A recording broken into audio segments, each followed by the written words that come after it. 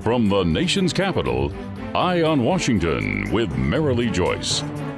A weekly discussion about the federal issues most important to Nevada. And now, from Washington, D.C., here's Marilee Joyce. And good day to you. I'm Marilee Joyce, and this is Eye on Washington, the only statewide Nevada news program produced in Washington, D.C. Every week, Eye on Washington takes you straight to Capitol Hill for a discussion with Nevada leaders and other leaders about the federal matters that matter to you in Nevada. Today's topic, protecting small business. We're going to look at one Nevada leader's work in Washington to support you small business owners in Nevada and nationally. And he is my guest today, Nevada U.S. Congressman Cresent Hardy. Thanks for being here. Glad to be here. Thank you for the invite. 82,000 pages of federal regulations. That's what the feds added last year alone. And if you own a small business, this is important and likely bad news. So today on Eye on Washington, we're going to learn how compliance costs, as well as not even knowing how a rule applies to you affects your company. We'll tell you the latest news on how the Small Business Administration might be failing to support the very businesses they should be backing. And we'll learn what my guest is doing to strengthen the small business industry for Nevada and across the nation. As 2015 came to a close, Congressman Hardy held a federal hearing in North Las Vegas exploring how new regulations are impacting area small businesses. The congressman, who chairs the House Small Business Subcommittee on Investigations, Oversight, and Regulations, takes his investigation oversight authority seriously. He told the gathering that he discovered that last year alone, more than 82,000 new pages of regulations were issued by the feds. The average annual rule edition, nearly 80,000 pages. And you business owners should care. These new rules apply to environmental protection, healthcare, workplace safety, financial lending, and more. Now, Congressman, you told that North Las Vegas audience that this can mean gigantic and new costs to employers. Absolutely. That was part of the hearing and the reason for having the hearing. Basically, what I wanted to do is have a hearing, bring the staff out from the D.C. and have them listen to some of the challenges that small businesses are having in my district and throughout the state. You know, there was businesses like Overton Power District. There was the credit union from Pranigat Valley. There was the Nevada Bank was there. Sure. One of the Nevada banks was there. There was, you know, I can't remember who the other one was, but there were issues that they had, and wanted to present that to staff so they could hear the challenges. Oh, it was the homeowners home builders association were there, and they were actually some that said that, you know, there's regulations there that they don't even know that they're maybe committing a crime of some kind. Until they get a letter or a fine? Until they get a letter or a fine. Regulations that are actually impacting the entry-level home buyer. You know, and wow. These costs that, when these regulations come through, are handed down to the end consumer. And that's part of the challenge that we have. And so the rural banking communities. You know, I read that overall, small businesses are burdened with an estimated $88.5 billion with a B in compliance costs every year.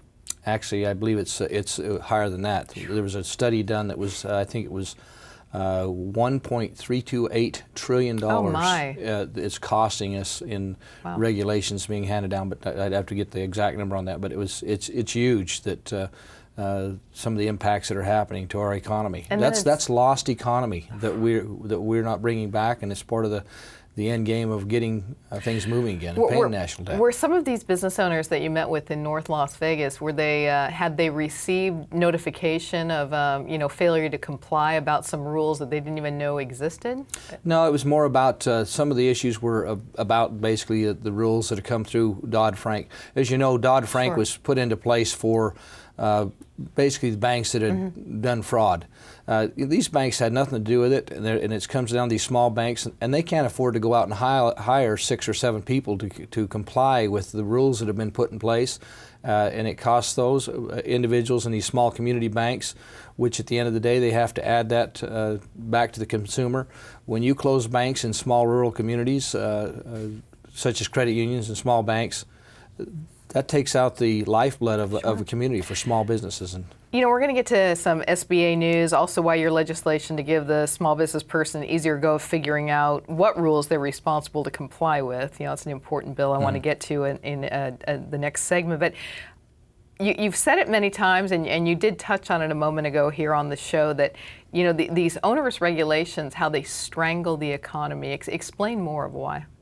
Well, what it does is through the process of rule making. We'll just give you one example that was brought up by the Home Builder Association. Now, because of new interpretations through new regulations, they're finding out that on land that was sold to home builders, the BLM retained those mineral rights. And now they're trying to charge home builders for just moving the dirt on the site. When you cut a site to fill a lower site, they want to charge you as a mineral use, and that impacts the cost of a home, and it ruins that small business. Like I said, the regulatory reforms that are out there on businesses never know what's going to hit them. Yeah, you know, you mentioned part of this a moment ago. Yeah, I did bring this, a quote from David Jennings of the Southern Nevada Home Builders Association. He said that he's seen many builders losing tens of thousands of dollars for breaking regulations they didn't even know applied to them. That's correct. That 82,000 pages, 82,035 to be exact, last year, between January and December. Think about that. What were you doing on Christmas Eve? Well, our regulators were pumping out regulations. I think it was 496 pages on Christmas Eve alone. Merry Christmas. And then New Year's. What were you doing on New Year's? I know what I was doing, but our regulators were still pumping out more pages on New Year's Eve. 290-something pages was pumped out that day. This administration is on track to almost 80,000 pages a year that he's come out with. And that's 350 pages a day that you would have to read, working day, to be able to keep up with that. Now, I don't know about you, I can't read 350 pages a day, and I don't know of many people that could if it was their full-time job. And so you don't know what you don't know if you aren't able to read it. And so there needs to be a better avenue to make sure that businesses have that opportunity to see what the violations are. There's other things that need to happen that we're working on and have passed out of the House that haven't happened through the Senate as of yet, but hopefully we'll get. Getting to that later in the show. But first, you know, when we return, the Small Business Administration, small business person's friend or foe? Well, that's just ahead. Stay with us. You're watching Eye on Washington with Marilee Joyce, brought to you by Caesars Entertainment, Las Vegas Sands Corporation, the Regional Transportation Commission of Washoe County, Las Vegas Convention and Visitors Authority, the Regional Transportation Commission of Southern Nevada, Jim Marsh Automotive, the Rogich Communications Group, and by Champion Chevrolet Reno. Safety. We all think about it. You think about it when he buckles in, when you check your mirrors and put away your phone. RTC thinks about safety too. In fact, we create it. Center turn lanes mean fewer blind spots. Bike lanes keep cyclists and you safe. Roundabouts reduce injury collisions, and all these crosswalks are designed to keep families like yours safe. Safety is your priority, and it's ours too. Every day, in everything we do. Want more federal news that affects Nevada, its businesses, and its residents? Then you need to subscribe to Nevada's Washington Watch newsletter, your sole source of online news direct from Washington, D.C. Visit joycecommunications.com and subscribe today. All of us at Caesars Entertainment have something we want to say. Play responsibly. Play responsibly. We don't want you to gamble if you've had too much to drink. You shouldn't gamble if you're lonely or depressed. And if you're under 21, you're not allowed to play. No. No matter which of our casinos you come to, our message is always the same. Play responsibly. Play responsibly. Play responsibly. We know you're coming to our casinos to have a good time, and we always want you to leave feeling like you did. Help Nevada Humane Society save the lives of orphan kittens by becoming a foster care volunteer. Over 2,000 kittens a year need temporary care. These kittens need food and personal attention until they're old enough for adoption. Foster care is fun, rewarding, and truly saves lives. I love fostering. I have fostered almost 50 kittens so far, and it is so rewarding. If you can foster kittens for a few weeks, we can find them homes for life. To learn how you can become a foster care volunteer, call or visit Nevada Humane Society. And welcome back to Eye on Washington and our discussion of my guest's work to protect and strengthen the small business community in Nevada and across the nation. He is my guest today, Nevada U.S. Congressman Cresent Hardy.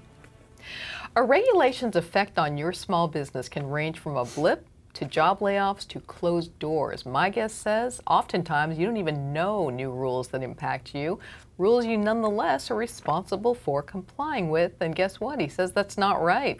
And that's why he's a big fan of the Small Business Regulatory Flexibility Improvements Act. The legislation defines economic impact as any reasonable, foreseeable, indirect economic effect on small businesses resulting from a proposed or final rule. It expands the information that an agency is required to include in its regulatory flexibility analysis, a fancy Washington way of saying it has to disclose any disproportionate economic impact on small businesses.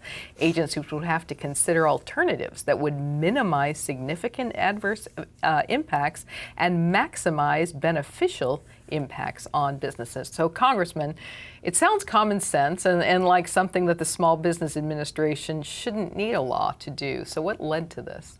Well, I think what it leads to is people sometimes in Washington don't necessarily look at the impact of what a regulation may do to a business. And so this is requiring them to have an assessment of what the cost may be both financially and maybe the regulatory side to make sure what it may cost a business to be in compliance. So basically, the legislation you're pushing so hard for right now is kind of making the federal government really stop and think about the impacts its 80,000 plus rules and et cetera, have on the small business guy, right? Absolutely. Or woman. You know, if you took into impact, and if people would have asked business out there about certain things like maybe Obamacare, the cost to business and cost to employment, that's huge, and that's not even at the small business level, that's at every level. But you need to have people that are out there involved in businesses being part of this discussion whenever something's happening. It just can't be all about some EPA rule or what does it cost? What's the impact to it? Is it doing the damage or is it doing good to the economy? Also, these need to be things that need to be evaluated at the same time. You know, I saw that this act originally was passed 35 years ago, but the feds have imposed so many loopholes over the years that this revamp was necessary. Is that correct? Yes, and plus courts have got involved, and interpretation of law sometimes gets misconstrued. So this is bringing it back in and reining in those issues that we want to make sure what's really happening and what the intent of the law is to where the agency can actually do what it needs to do. The advocacy department is supposed to look at these rules and give assessments of what the impact is, but when administrations aren't even responding to the advocacy department for small businesses, this helps them get that authority to maybe force their hand to make sure that they pay attention to what they're saying is going to be cause and effect. What have you been hearing from your small business owners, your constituents who own small businesses that really got you so involved in this legislation? Well, I've been in a small business myself, and I've watched over the years the cost of certain compliance to certain rules that sometimes may have some benefit, but are they the maximum benefit? And so when you have to put those in place, somebody's going to pay for that. And it always goes down to the end consumer. If I'm losing money, I'm going to go out of business. So I've got to pass it on to somebody. And it ends up going, you pay through it. If I'm on a state highway project, or if I'm on a housing project, a treatment facility project, with all those which we have done in the past, it costs somebody. And so that's what the impact is to small business or anybody else.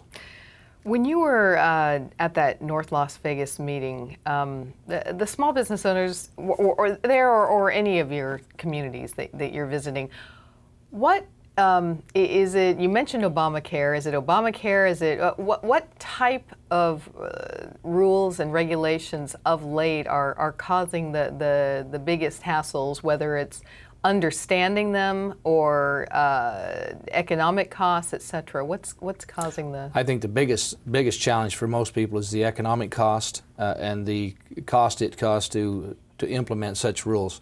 These 80,000 pages cover a wide gamut of different businesses.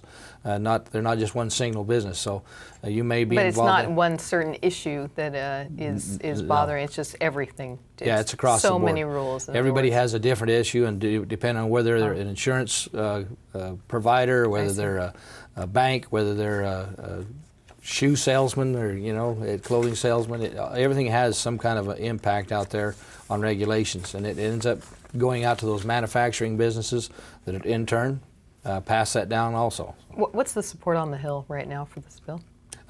There's great support from the Republican side. I think there's some challenges. There are individuals that will support this bill and it was a bipartisan bill when it went through the House. It hasn't gone through the Senate yet, this regulatory flexibility. Those who are against it, why? I couldn't answer that question. It's part of the concern that I have about the mindset of individuals. We all don't think the same. We all have different ideals. Okay. Sounds good. And when we return, it is your Eye on Washington update segment. Let's find out the status of 2 pro-small business bills that my guest told us about last year, and some good news coming your way soon. It's just ahead. Nevada's direct link to Capitol Hill. Eye on Washington with Marilee Joyce, the only statewide Nevada news show based in Washington, D.C. All the top federal matters that matter most to Nevadans. Marilee talks with our congressional delegation and other leaders about the federal news you need to know. Eye on Washington with Marilee Joyce, Nevada's Eye on Capitol Hill. Safety. We all think about it. You think about it when he buckles in, when you check your mirrors and put away your phone. RTC thinks about safety too. In fact, we create it. Center turn lanes mean fewer blind spots. Bike lanes keep cyclists and you safe. Roundabouts reduce injury collisions, and all these crosswalks are designed to keep families like yours safe. Safety is your priority, and it's ours too. Every day, in everything we do. I was the first woman ever to deploy on a Strategic Air Command deployment. You didn't just serve your country. I lobbied for women to be on board submarines. You paved the way for others. I joined the Army because I wanted a challenge. And the challenges you face now? Your VA delivers a variety of benefits. Learn more, including how to apply online using e-benefits. No matter what time it is, you've earned them. Apply today. All of us at Caesars Entertainment have something we want to say. Play responsibly. Play responsibly. We don't want you to gamble if you've had too much to drink. You shouldn't gamble if you're lonely or depressed.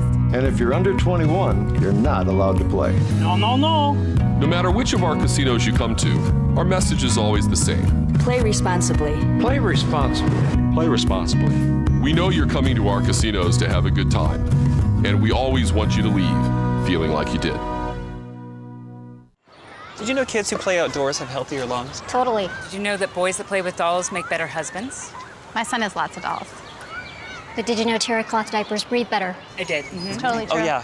Did you guys know statistically friendly kids have more friends? Yeah. That's obvious. Did you know most people think they're using the right car seat for their kid, but they're not?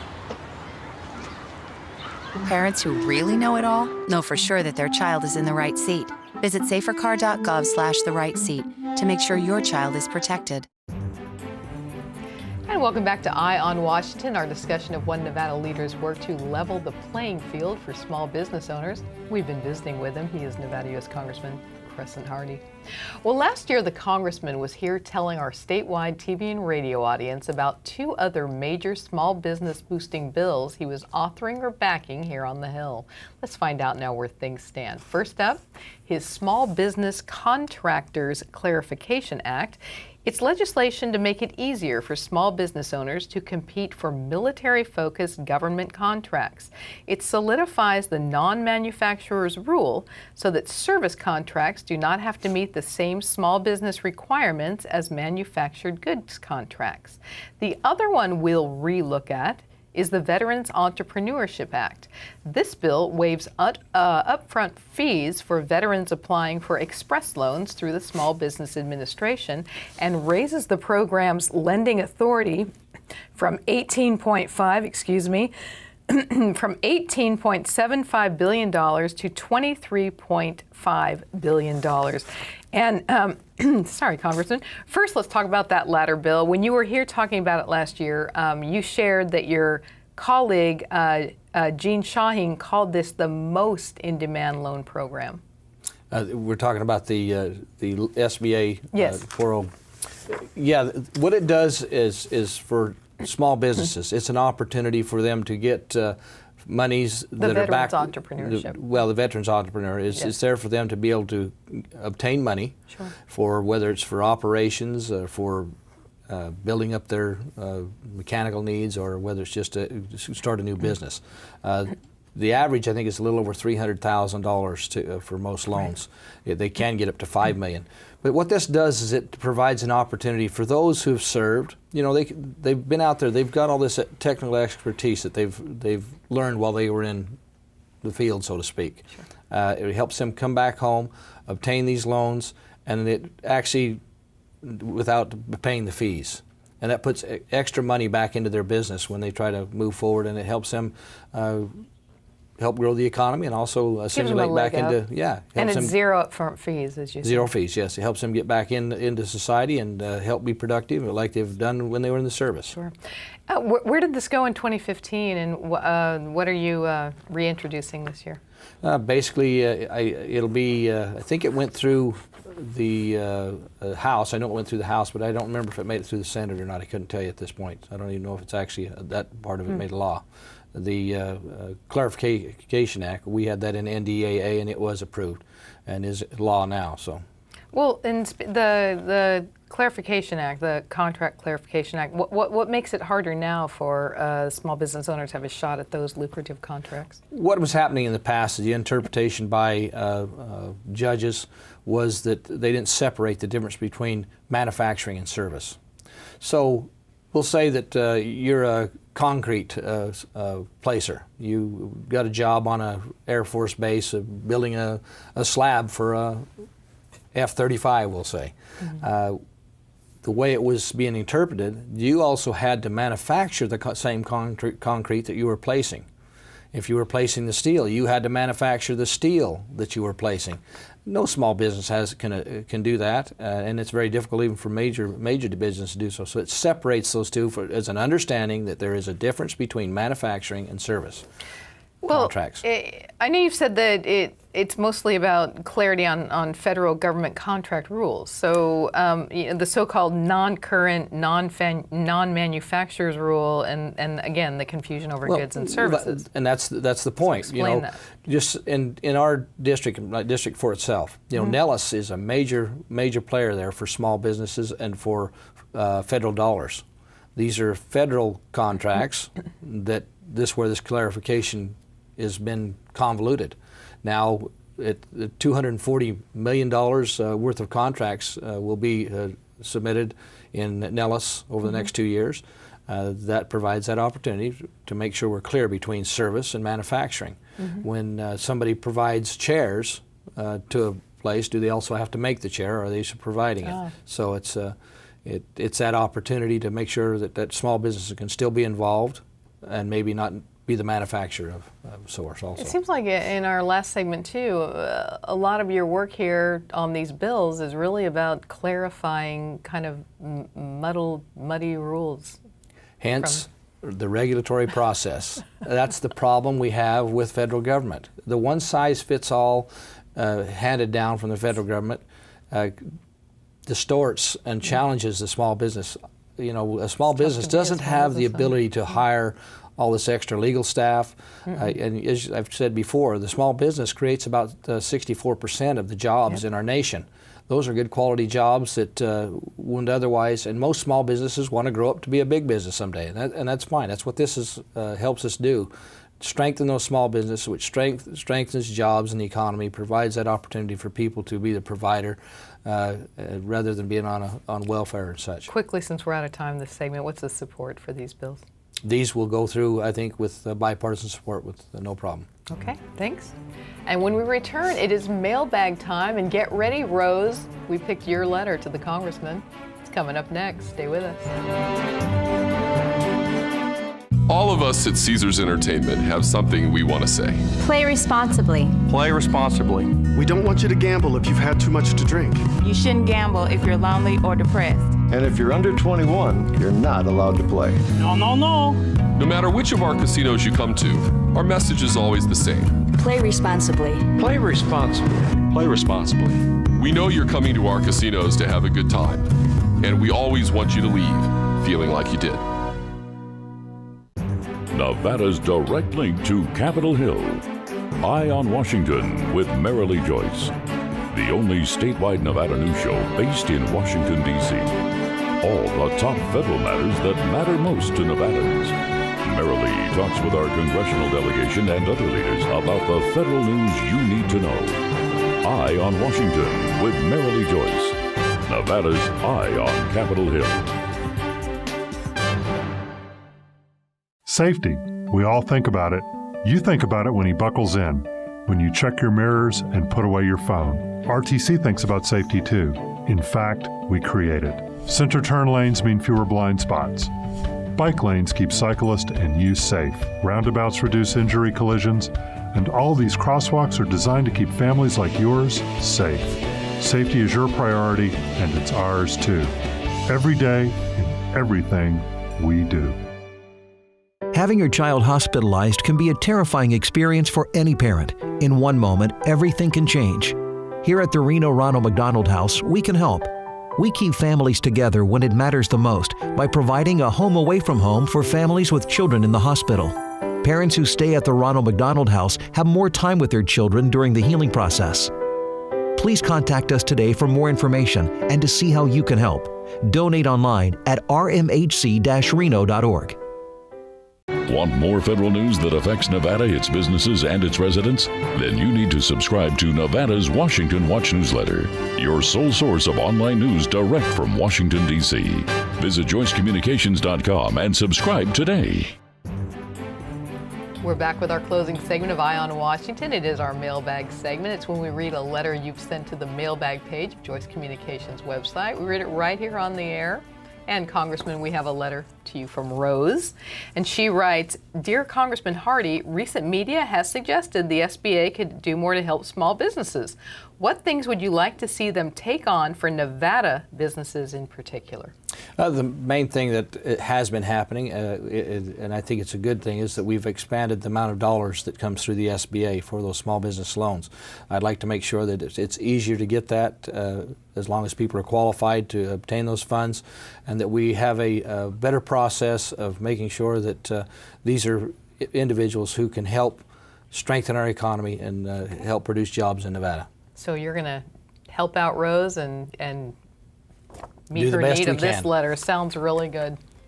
And that does wrap it up for this week's Eye on Washington. I hope you'll join us next time as we discuss more important federal matters and their impact on you in Nevada. You can visit joycecommunications.com or our Facebook page for more news from the Hill that impacts you. You can watch any shows you've missed on our YouTube page. That is it for today's Eye on Washington. Thanks for joining us today. I'm Marilee Joyce in Washington. I hope you have a good day today.